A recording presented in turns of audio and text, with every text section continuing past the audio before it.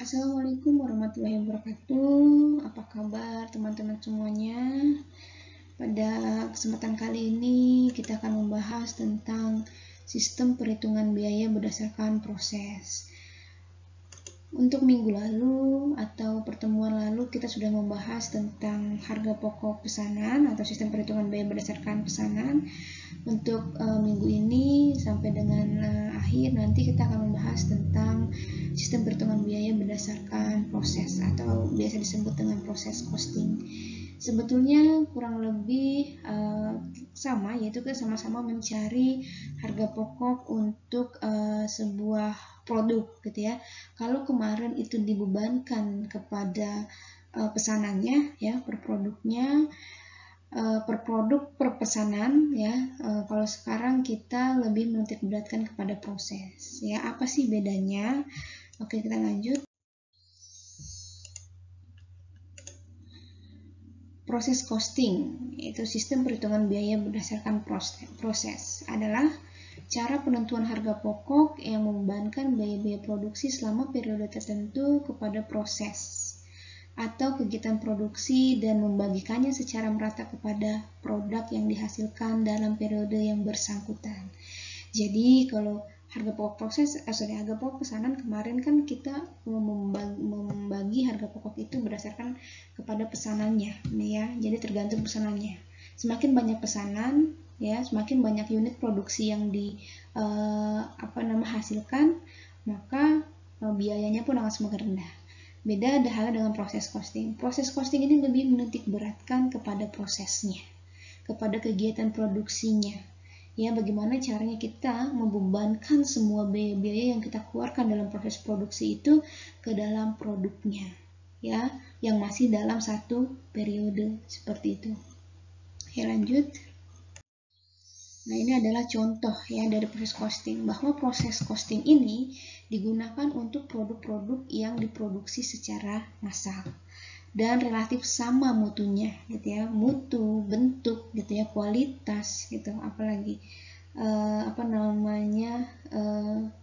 klasifikasinya gitu ya, itu semuanya sama, hampir sama. Kenapa saya bilang hampir sama ya, karena mereka yang diproduksi adalah untuk produk-produk yang massal gitu ya, produk-produk yang digunakan untuk memenuhi inventory mereka, persediaan mereka gitu ya. Beda dengan pesanan.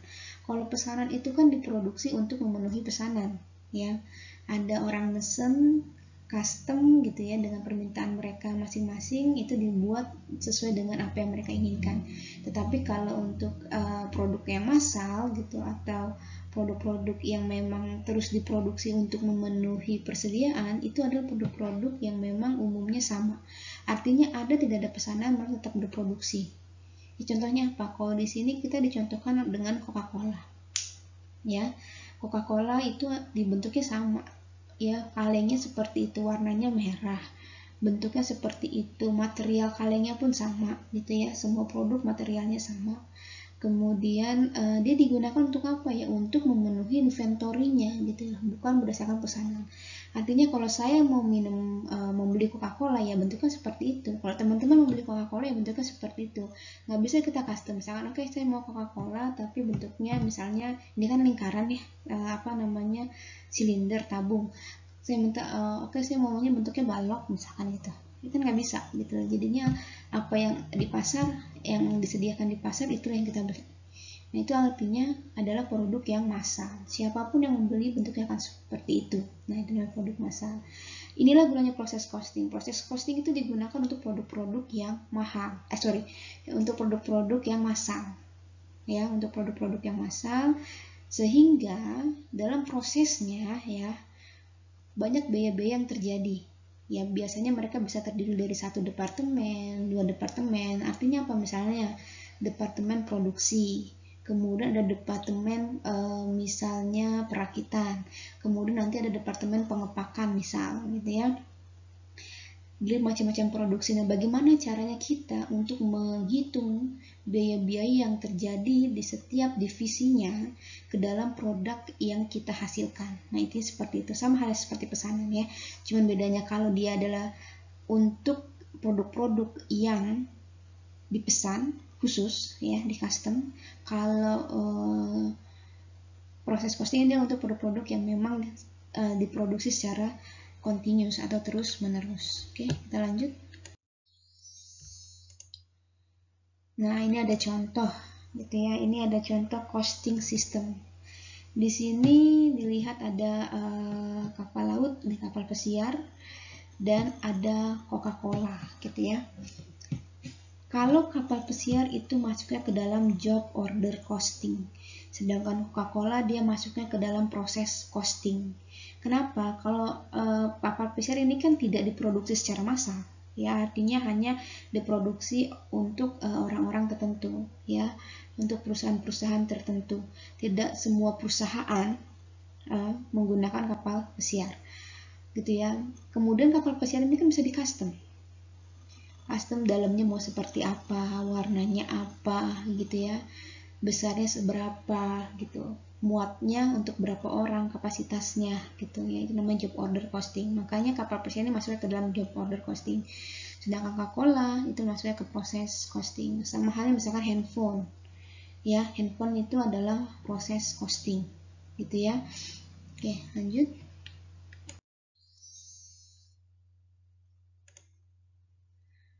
Kita masuk ke karakteristik proses costing. Yang pertama adalah produksi bertujuan untuk memenuhi dan mengisi persediaan.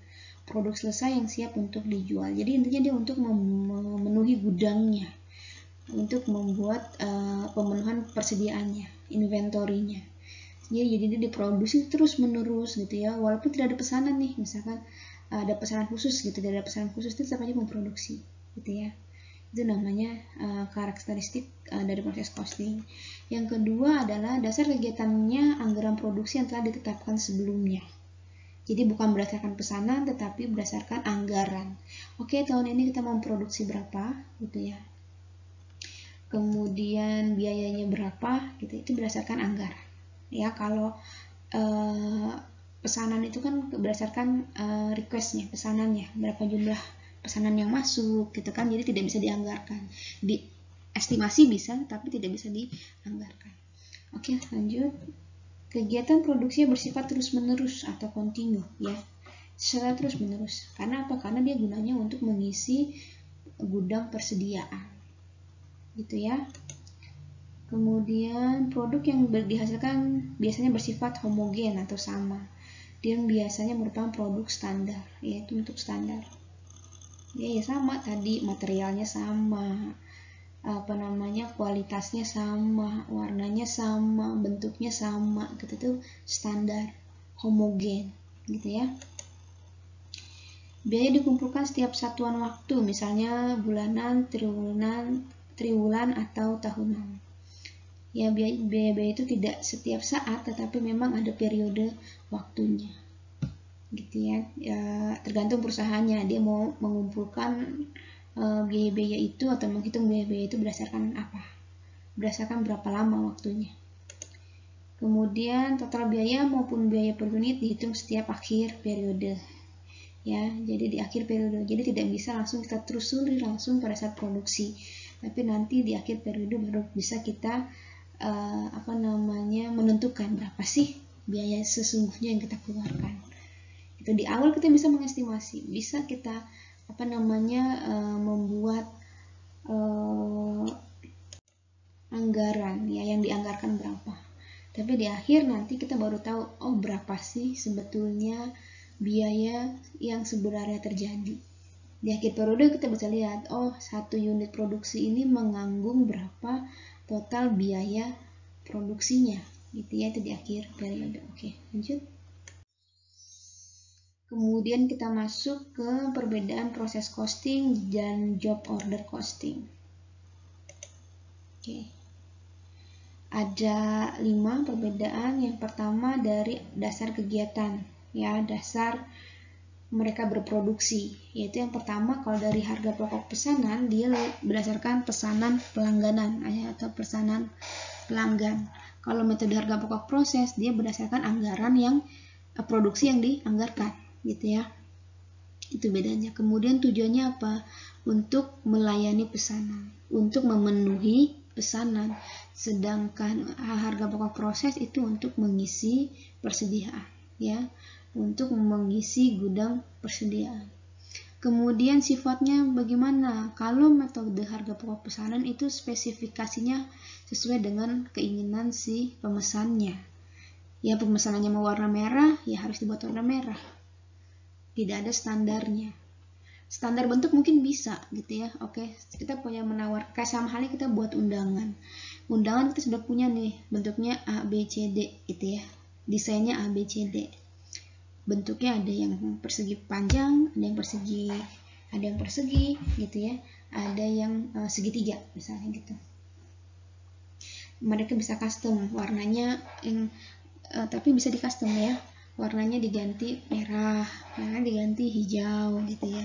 Fotonya bisa diganti, tulisannya bisa diganti gitu ya. Itu namanya spesifikasinya berdasarkan spesifikasi si pemesan. Tapi kalau harga pokok proses, dia itu homogen. Bendanya homogen, produknya homogen, ya standar. Kemudian untuk pengumpulan biaya itu dilakukan setiap ada pesanan. Kalau di harga pokok proses itu setiap periode produksi. Ya di akhir dia baru bisa kita tahu total biayanya berapa sih yang kita bebankan ke dalam satu produk seperti itu ya. Periode yang tertentu tadi kan sudah dijelaskan, bisa triwulan, bisa semesteran, bisa tahunan gitu.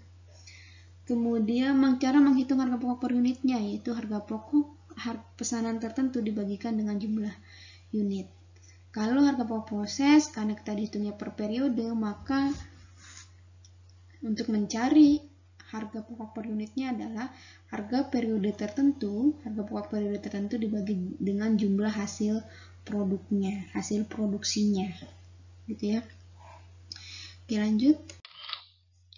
Oke, selanjutnya kita masuk ke sistem pembebanan biaya. Apa sih sistem pembebanan biaya itu? Yaitu sistem yang kita gunakan untuk menentukan berapa banyak sih biaya yang melekat dalam sebuah produk dalam satu produksinya, dalam satu periode produksi. Nah, ada tiga metode, ada tiga sistem. Yang pertama adalah kondisi di mana perusahaan itu hanya memproduksi satu jenis barang. Ya, ketika perusahaan memproduksi satu jenis barang, efektifnya adalah dia bisa menggunakan metode pembebanan biaya berdasarkan biaya yang sesungguhnya terjadi, ya. Itu masih efektif untuk perusahaan yang memproduksi satu jenis barang, ya. Jadi seluruh komponen biayanya itu menggunakan pembebanan dengan biaya sesungguhnya. Kemudian yang kedua adalah kondisi di mana perusahaan memiliki BOP-nya atau biaya overhead publiknya itu jumlahnya relatif tinggi, gitu ya, sehingga perlu dibuatkan tarif untuk apa? Untuk pengendalian biaya.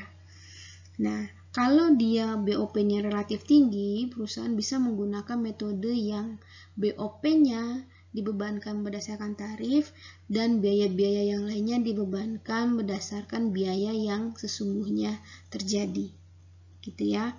Kemudian yang ketiga itu adalah kondisi di mana perusahaan menggunakan seluruh biayanya perhitungan dengan tarif, ya, dibebankan dengan tarif. Biasanya ini digunakan untuk estimasi, untuk perencanaan, untuk pengambilan keputusan, seperti itu ya.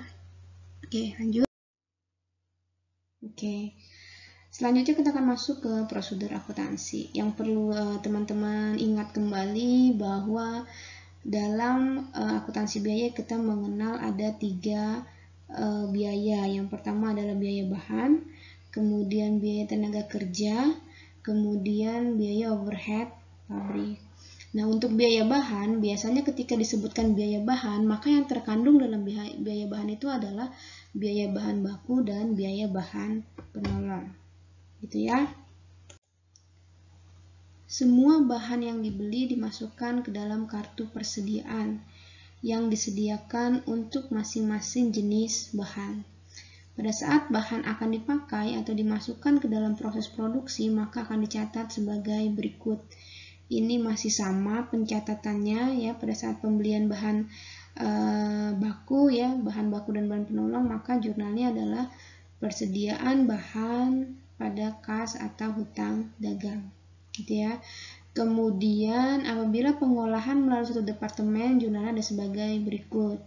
Kalau hanya satu departemen ya, jadi yang perlu teman-teman ingat yang dimaksud satu departemen, dua departemen, dan tiga departemen adalah bahwa untuk memproduksi satu produk itu harus melalui 3 tahapan.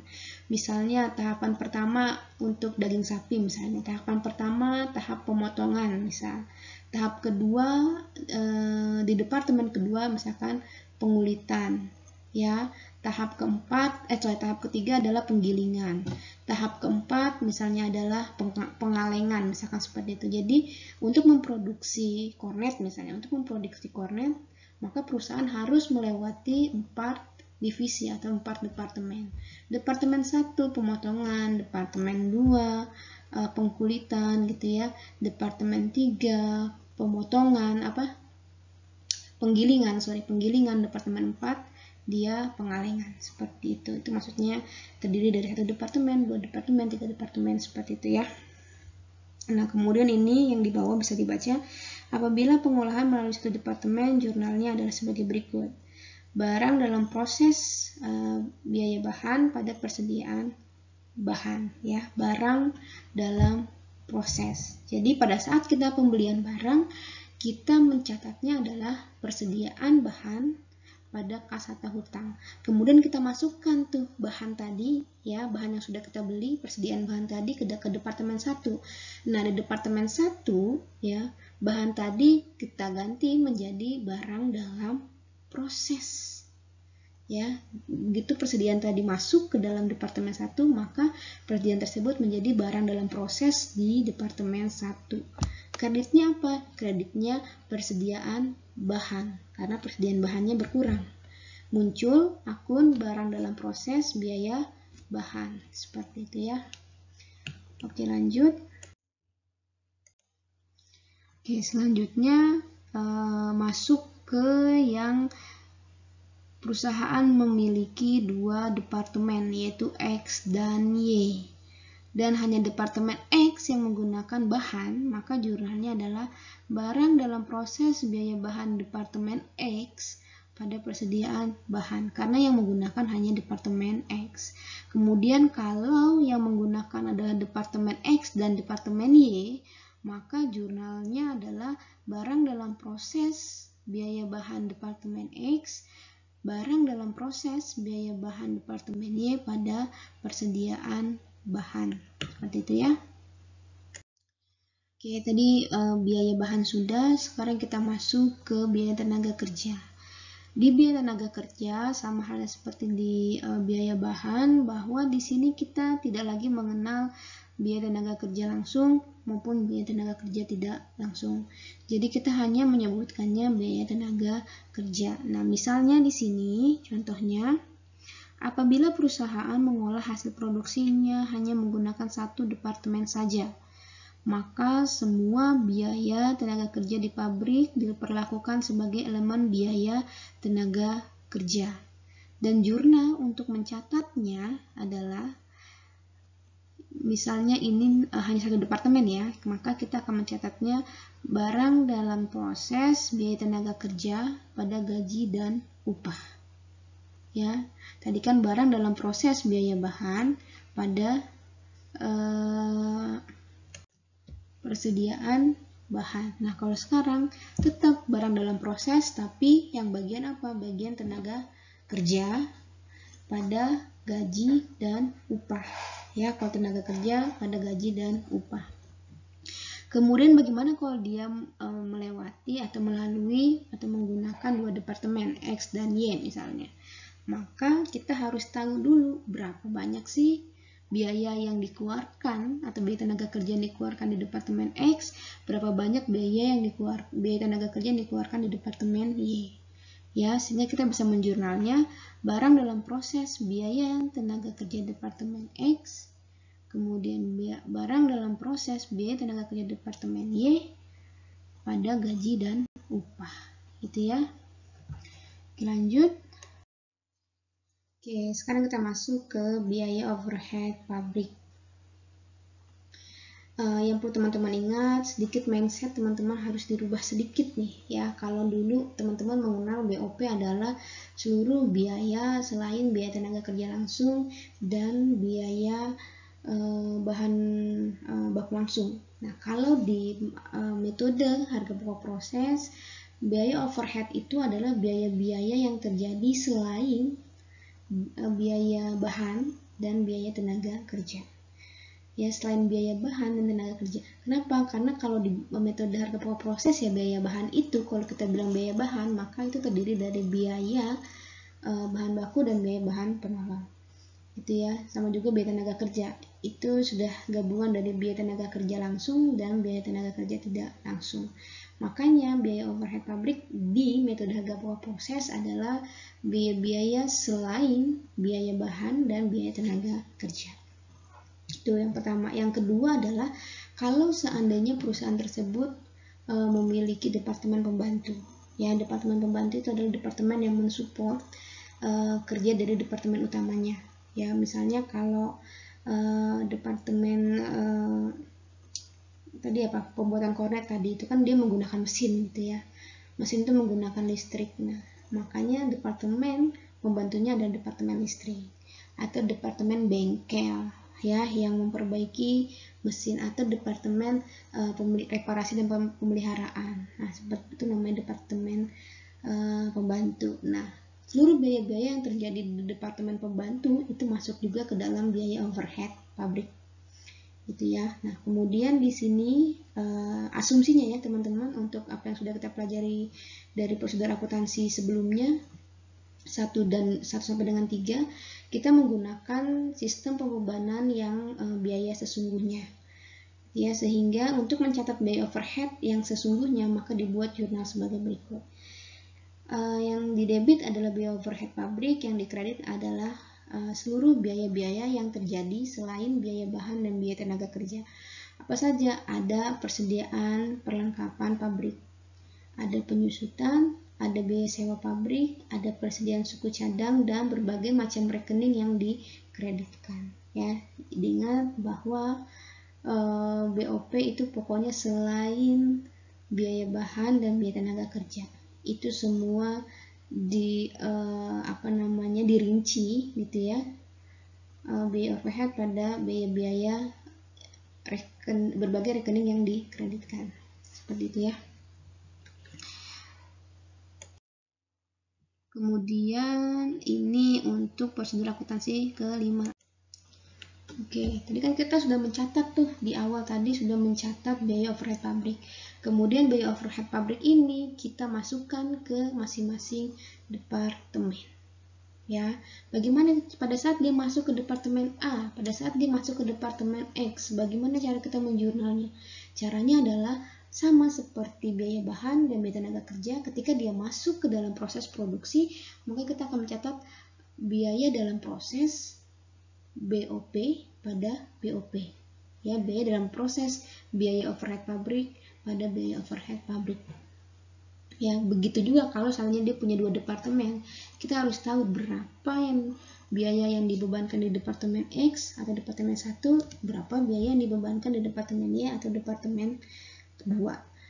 Maka ketika kita sudah tahu, kita harus menjurnalnya. Bagaimana menjurnalnya? Barang dalam proses biaya overhead pabrik departemen X, biaya dalam proses BOP departemen Y pada BOP departemen X, dan BOP departemen Y. Gitu ya. Oke, lanjut.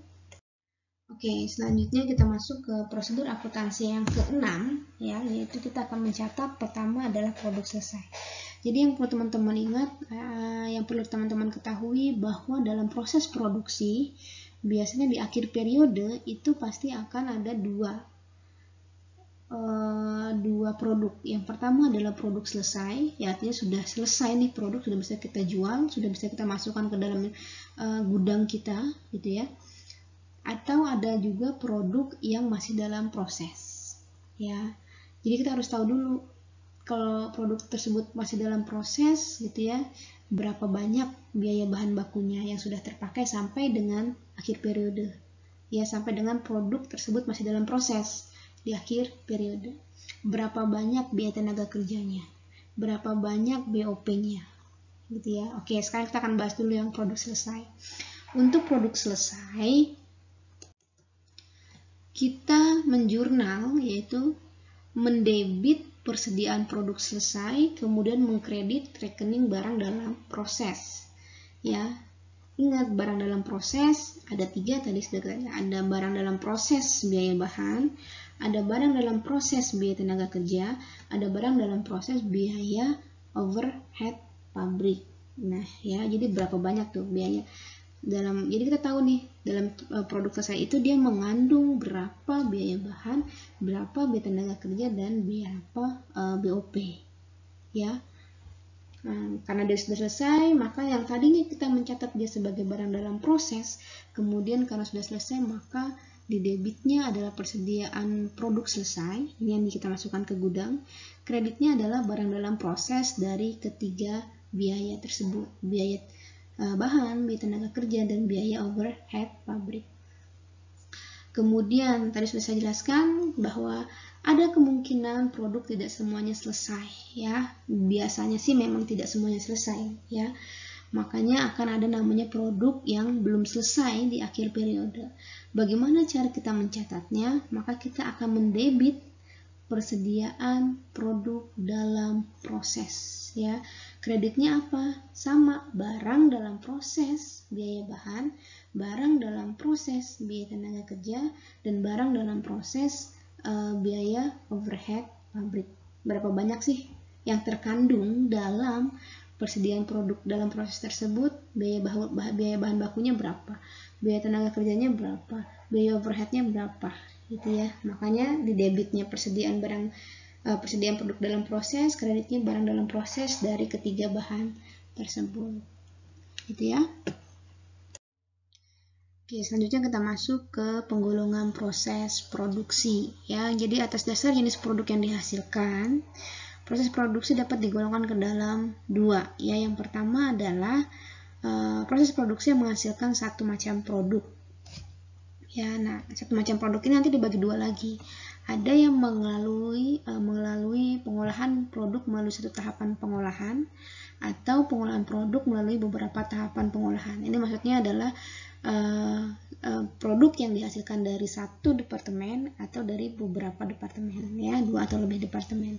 Kemudian yang kedua adalah proses produksi yang menghasilkan beberapa macam produk. Sama seperti tadi, ini dibagi juga menjadi 2, yaitu yang melalui satu departemen atau melalui 2 departemen ya, satu tahapan pengolahan atau beberapa tahapan pengolahan. Lanjut. Oke, selanjutnya kita masuk ke elemen harga pokok produksi. Jadi kalau kita mau membuat laporan harga pokok produksi, maka ini adalah komponennya ya, elemen-elemennya. Yang pertama, yang paling atas itu ada yang namanya data produksi atau kuantitas produksi. Nah, pada bagian ini disajikan informasi mengenai jumlah produk yang diproses. Ya, jumlah produk yang masuk, jumlah produk yang diproses, jumlah produk yang keluar. Nah, baik itu berasal dari produk dalam proses awal atau produk baru masuk proses, dan atau yang berasal dari departemen sebelumnya ya. Jadi teman-teman bisa bayangkan kalau dia terdiri dari 3 departemen misalnya. Departemen 1 dia pemotongan ya, dari sapi dipotong misalnya gitu ya, dipotong menjadi beberapa bagian sesuai standar mereka. Nah, itu adalah barang jadi untuk departemen A ya. Untuk departemen A memang tugas dia hanya sampai di sana. Nah, barang yang sudah diproduksi di departemen A menjadi barang baku untuk departemen B ya, menjadi barang dalam proses di departemen B gitu ya, atau barang masukan awal untuk departemen B gitu ya. Nanti departemen B juga seperti itu, ketika dia memproduksi ya, hasil produksinya itu adalah menjadi masukan untuk departemen C. Ya, jadi makanya bisa di sini dikatakan bahwa jumlah produk yang diproses. Nah, jumlah produk yang diproses itu ada produk dalam proses awal, ada produk yang baru dimasukkan, ya, produk tambahan yang baru dimasukkan situ, atau produk yang berasal dari departemen sebelumnya. Nah, itu yang perlu teman-teman ingat, bahwa input harus sama dengan output. Kalau inputnya 10.000, outputnya juga harus 10.000. Gitu ya. Kemudian elemen yang kedua adalah biaya dibebankan. Ya, biaya dibebankan itu terdiri dari 3, jumlah biaya yang dibebankan, unit ekuivalen, dan besarnya harga pokok produk per unit, ya. Kemudian jumlah biaya yang dibebankan meliputi harga pokok produk dalam proses awal, biaya periode yang bersangkutan, harga pokok dari departemen sebelumnya, maupun tambahan biaya untuk mengolah produk pada departemen yang bersangkutan.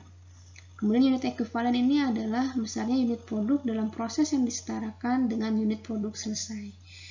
Ya, kemudian yang ketiga adalah besarnya harga pokok produksi per unit. Elemen yang ketiga itu adalah perhitungan harga pokok. Pada bagian ini disajikan informasi mengenai berapa besar biaya yang diserap ke dalam produk selesai dan produk dalam proses akhir periode, ya. Biar lebih gampang memahaminya, kita langsung saja masuk ke contohnya, ya.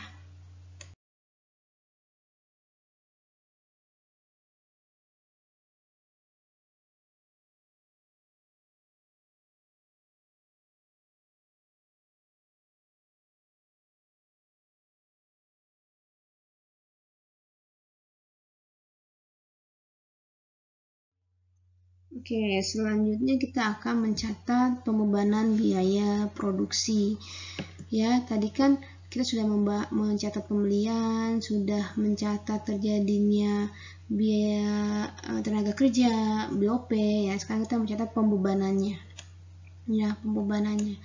Yang pertama, ingat kalau pembebanan berarti diawali dengan barang dalam proses di sisi debit. Barang dalam proses biaya bahan 9 juta, barang dalam proses biaya tenaga kerja 6.175.000, dan barang dalam proses BOP 6.650.000. Kreditnya apa? Kalau biaya bahan ya berarti pada persediaan bahan baku. Ya, ini kan sudah kita catat di awal nih. Ini sudah kita catat di awal, ini sekarang kita tinggal pembebanannya. Tadi dia di debit, maka sekarang dia ada di kredit. Gitu ya, karena sudah dibebankan.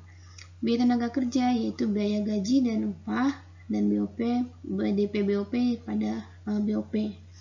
Kemudian kita mencatat produk selesai.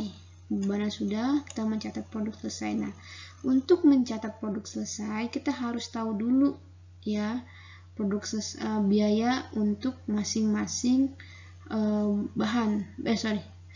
biaya untuk masing-masing komponen. Ya, ini biaya bahan 8.000 dikalikan dengan harga per unit yang sudah kita cari sebelumnya. Kemudian biaya tenaga kerja 8.000 dikali 650, BOP-nya 8.000 dikali 700, ya, didapat 7.200, 5.200, dan 5.600, ya, seperti itu. Oke, lanjut.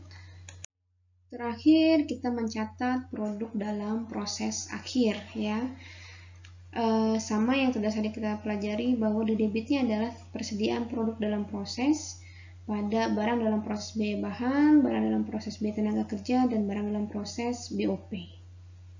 Ya, nah ini didapat dari mana? Ini dari hasil perhitungan kita yang di akhir tadi itu. Produk dalam proses di akhir, kita perhitungan waktu harga pokok produksi ini di akhir. Barang dalam proses ini, ya, 1.800, 175.000, dan 1.050.000. Oke, selanjutnya ini ada latihan soal untuk satu departemen PT Roy, ya. Silakan teman-teman kerjakan laporan harga pokok produksinya sampai dengan ke jurnalnya, ya. Silakan dikerjakan. Itu tugas yang pertama. Tugas yang kedua, silakan teman-teman kerjakan juga latihan di buku Baldrick di latihan 4.1 dan latihan 4.5 ya. Jadi ada 3 soal yang harus teman-teman selesaikan. Latihan soal 1 yang ini ya, yang sedang kita lihat saat ini, dan juga latihan di buku latihan 4.1 dan latihan 4.5. Oke, terima kasih atas perhatian teman-teman semuanya. Mohon maaf kalau ada kesalahan, ada kekeliruan. Akhir kata saya ucapkan wassalamualaikum warahmatullahi wabarakatuh.